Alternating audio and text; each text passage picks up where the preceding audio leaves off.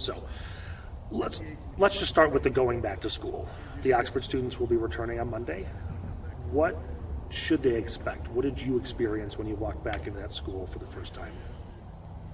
A lot of overwhelming feelings, and no feeling is wrong, and that's the thing I think they need to know is like you could be totally okay one day and then a mess the next day. There's no prescribed way for how this plays out.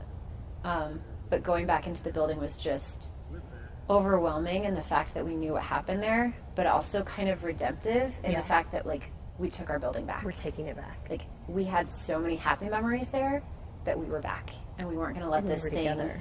beat us. Yeah. So it's kind of that mixed bag.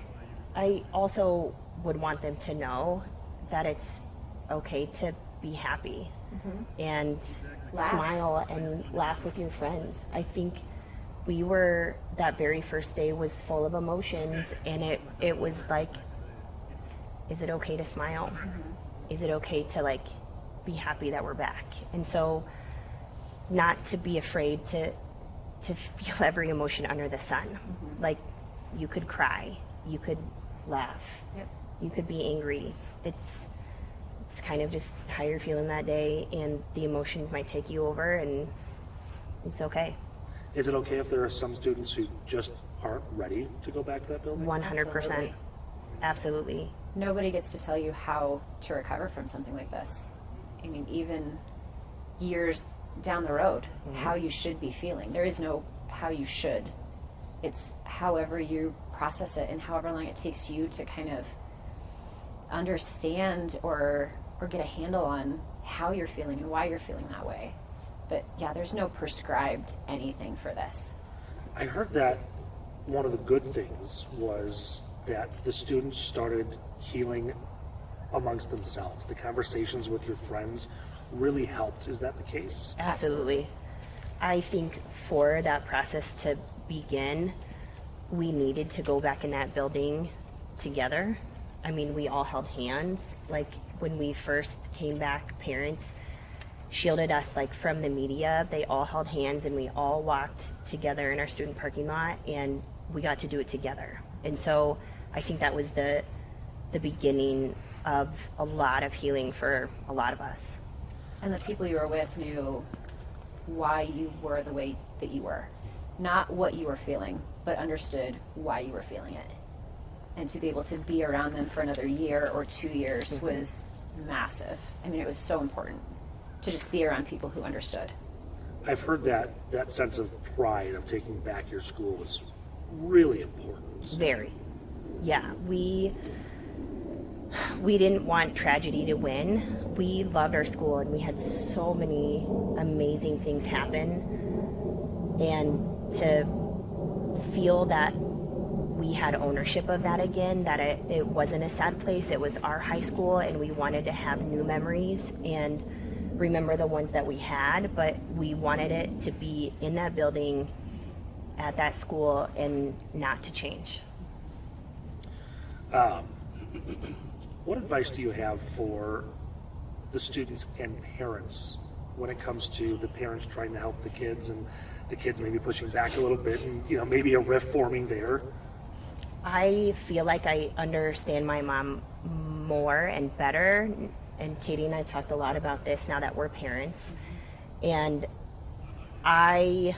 when you're a kid, you just like don't really understand how much your parent wants to be there for you and to help you. And as a kid, you're feeling overwhelmed of like, stop, you don't understand me at all. So I would just say, give each other some grace. It's a lot on both sides.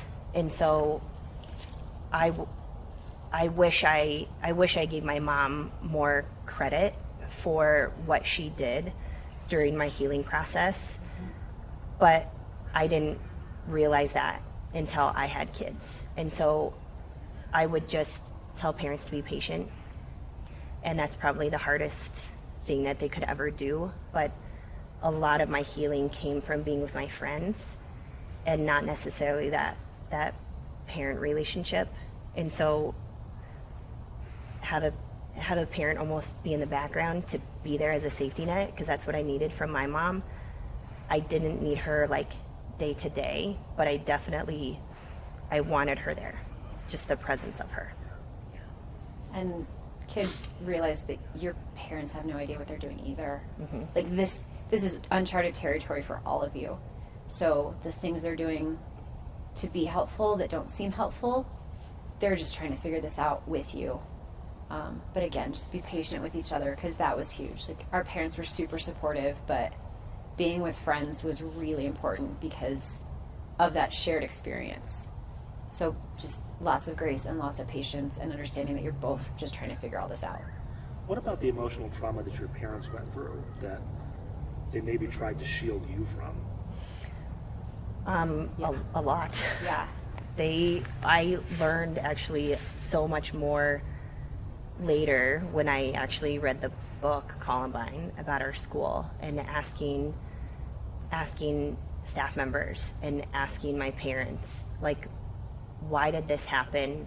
What happened with this situation? And I remember it from a kid perspective, but it might take your students a long time to realize that emotional toll that parents faced.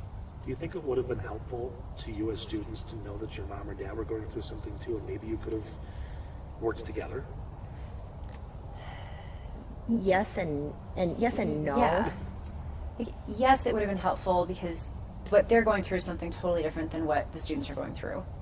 But at the same time, I don't know that I was receptive to it. Right. Even if they had said, like, here's what we're going through, I think I defensively and immediately would have said, Well, you weren't there. you weren't there, this is what I'm going. Like, I don't know that I would have been open to it. So I think that's going to be a family by family basis based on your previous relationship. But again, just that grace and that patience of knowing that you're both trying to figure this out together and that you're both affected by it in different ways. So we talked about going back to school, and I know there is no magic number or a timeline, but, and I hate to use the word normal, but Sure. does Yeah. it get back to normal ever? Yes. It gets back It to does. better. It gets back to better. It's not, I don't know that normal will happen soon, No. but it gets back to better. It gets back to longer times between triggers. And it gets back to less reaction when something does come up, and just being able to process it more and being more aware of what's causing you to get upset or what's causing those emotions to come back up. But normal changes. Like, You normal have to looks find different. a new normal. You might not be able to go down the same hallway that you used to go down. You might not be able to, like, see that classroom in the same way that you did. It's a new normal. But I would say every day that you continue to just move forward does help. I've heard the phrase a couple of times now that you either choose to be a survivor or a victim through something like this. Is that applicable to our students? I don't know if I like those words necessarily, Yeah. because you can be both. This wasn't something we chose, so in that sense, we were victims of it. But I think at the same time, like, to be a survivor is just human nature, to overcome something and to keep moving forward even when you don't necessarily want to. But I think it's a life-changing event, and you come out of it differently.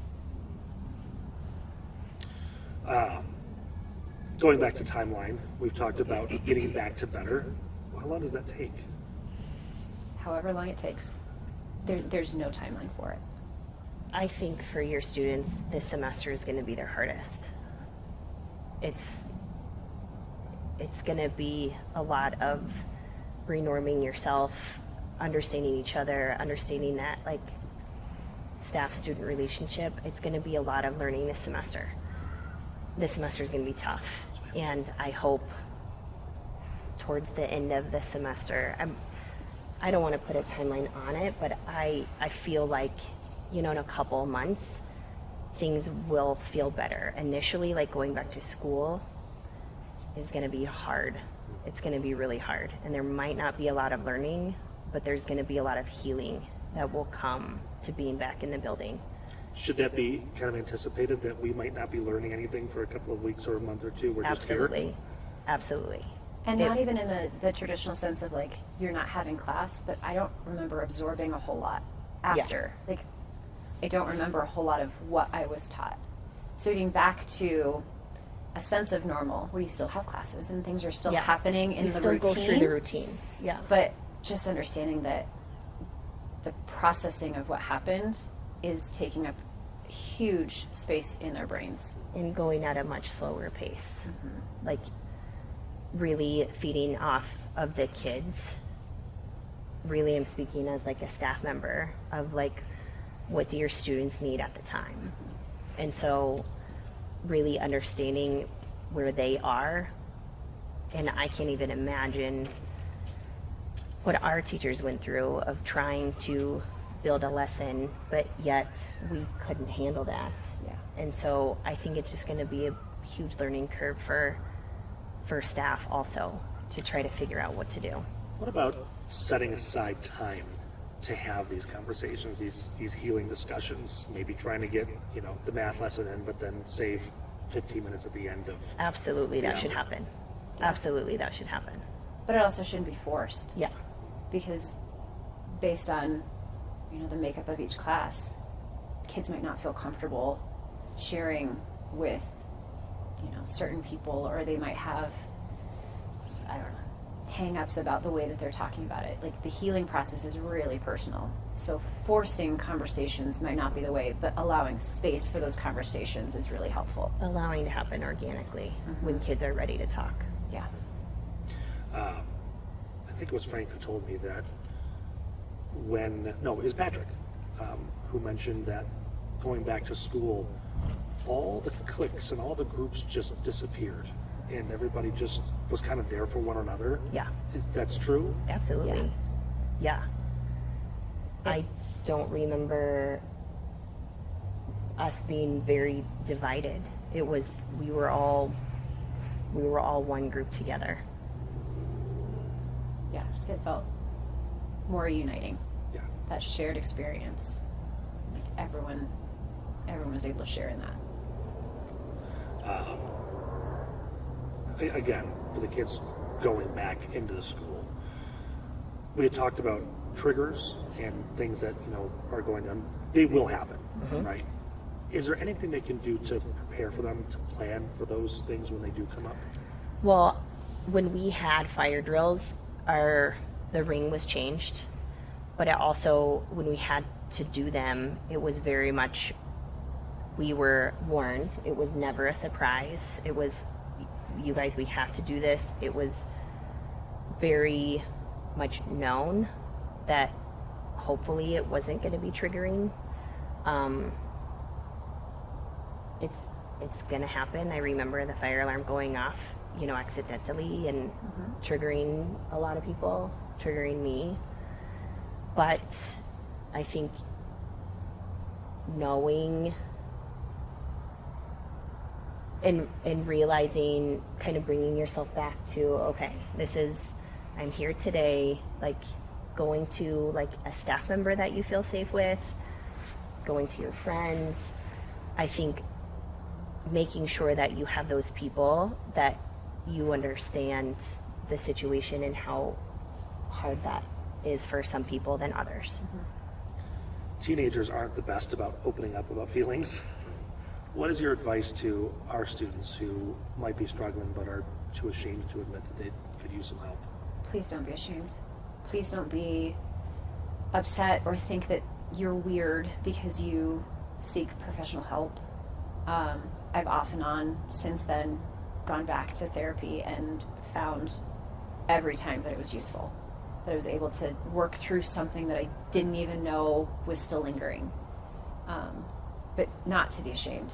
Like, everyone heals differently, and there's no shame in getting professional help for it if that's what you need to get back to your new normal. And if you're not ready, that's okay. That's okay too. And it could be months down the road or years down the road when you feel like you are ready. Just make sure that you know you can. Lost my train of thought.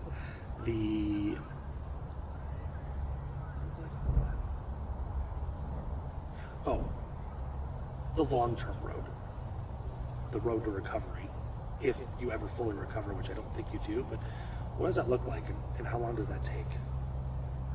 Again, I don't think that there's a one size fits all answer to that. Like there's still things that will set me off today, 20 plus years later, that I didn't see coming. A loud noise that I can't identify, or something that just I didn't see coming or wasn't expecting, that just brings me right back.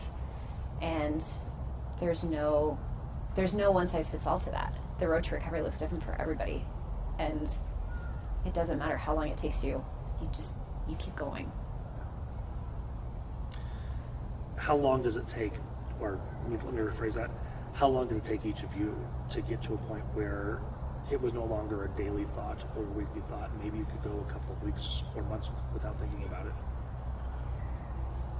I think that happened once we all got back to school together, but maybe not even until like my senior year, where we felt, I got to spend 2 years back at Columbine, and my very last year was a normal year for me. I would say we had a lot of other outside factors happen to our community the year after, which was hard on all of us. And so I think a year, maybe 2 years, you start to feel this sense of like, I can do life. I can do this. What is the fine line between memorializing those who were injured or killed, with it not being a daily remembrance or a daily thought, like this memorial, for example, which is here but not? Well, I think it's really important I was on the committee to help build this, and so it was very important for those of us who were on that committee to not memorialize our school, because we wanted, I want my own kids to walk through that building, and that's Columbine High School to them. It's not,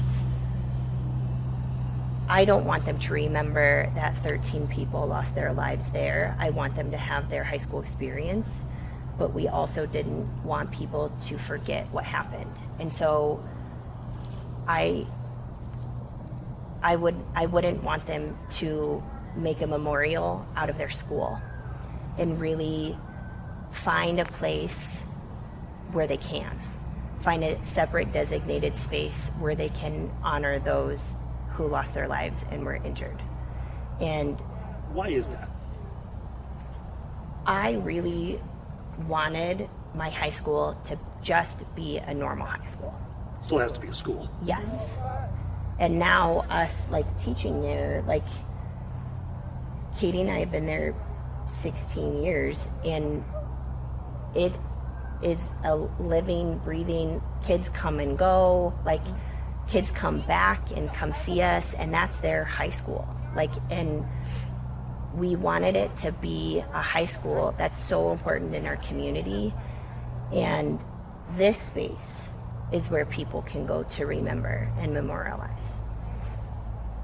I'll ask you the same question. I know you were off and graduating pretty close, but do you think it was a big deal not to have that constant reminder walking through the building every single day?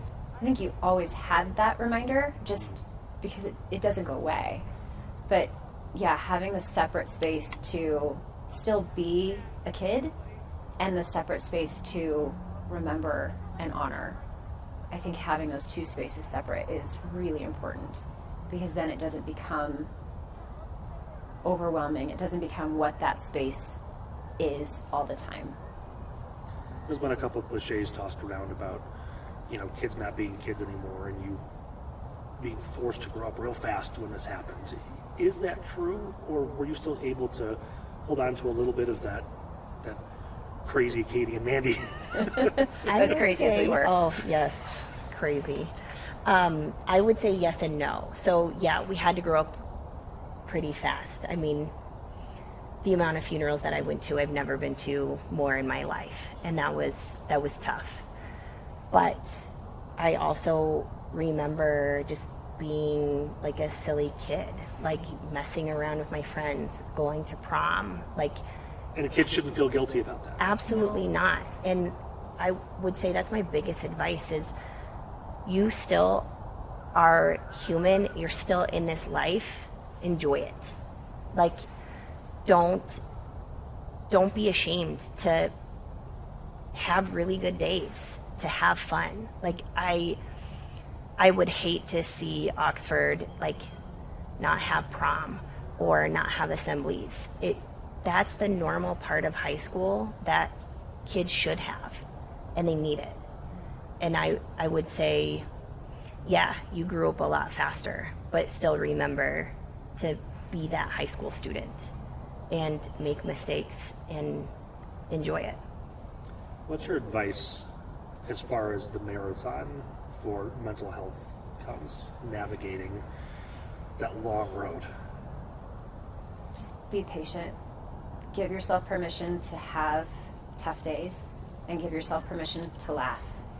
And it can happen in the same moment. But just be patient with it because it's a lot to process. No matter where you were in that building, no matter how close you were to the victims, it's a lot to process. And so just really being patient with that process and knowing that it might be fast, it might be slow, you might go backwards. Like, healing is not a straight line. So just understanding that you may be feeling good and then something happens that sets you back. It doesn't mean that you are starting over. It means that you just have to keep going. If one of our students were to call either one of you and say, I need some help, I need some advice, what would you tell them?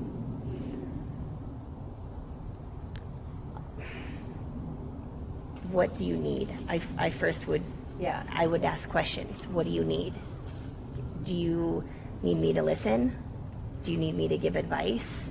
I would Yeah, where are you I at? would What is take going on? their lead, but I would be more than happy to explain my story, and if they can relate to it, great.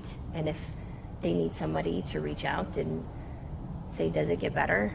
And just that reassurance of, yeah, it does. If that's what they need, I would give it to them. John Nicoletti said that oftentimes we don't listen to the kids. The adults are going to make the decisions. Did you find there, or is it true that involving kids in the decisions and the healing process and listening to them can probably help them in their own journeys? Absolutely.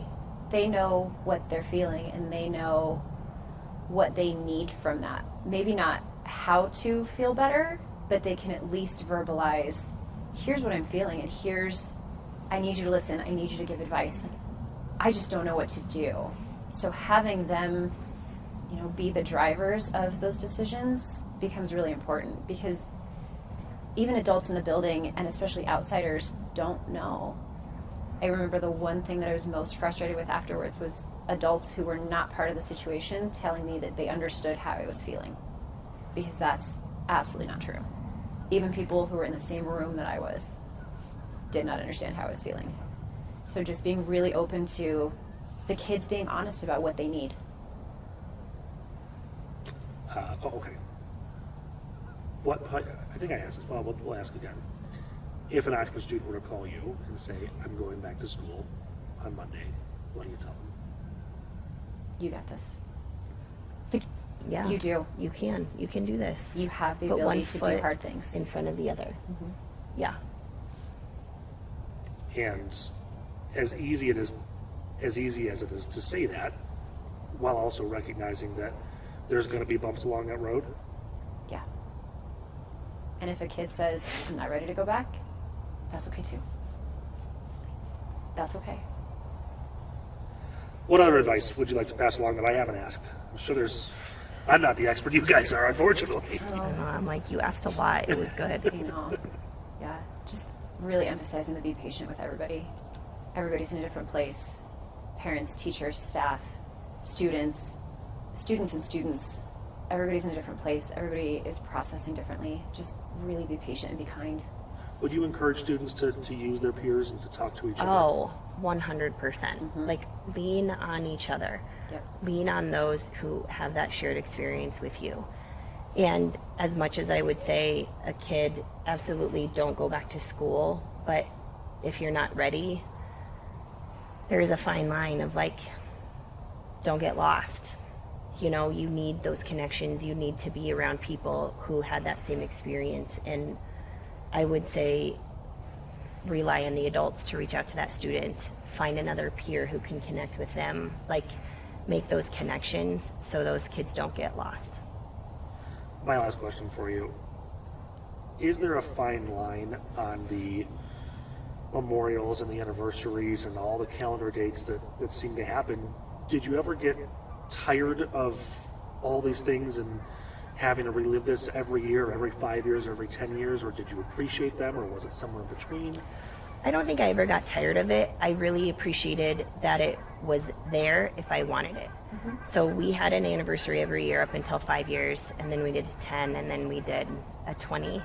And Mr. D and a lot of us who were on the committee felt like 20 was good.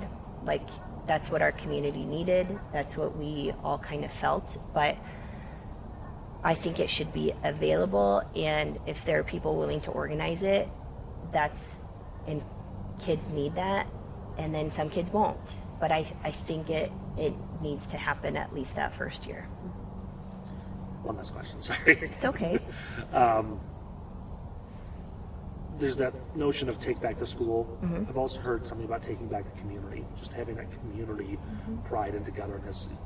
That's a big deal? Yeah. It's huge in our community. Everybody went through it. Yeah. Not just the people at the school. Everybody went through it. The parents of elementary school kids, the neighbors across the street. It wasn't an isolated thing. Everybody in the community. They were touched by it somehow. And so it was important to have also those community events for those people to come as well. And there were a lot of them. A lot of them. Okay, anything I missed? Just one last little thought is, don't let this define you. This is something that you experienced, but it does not define who you are.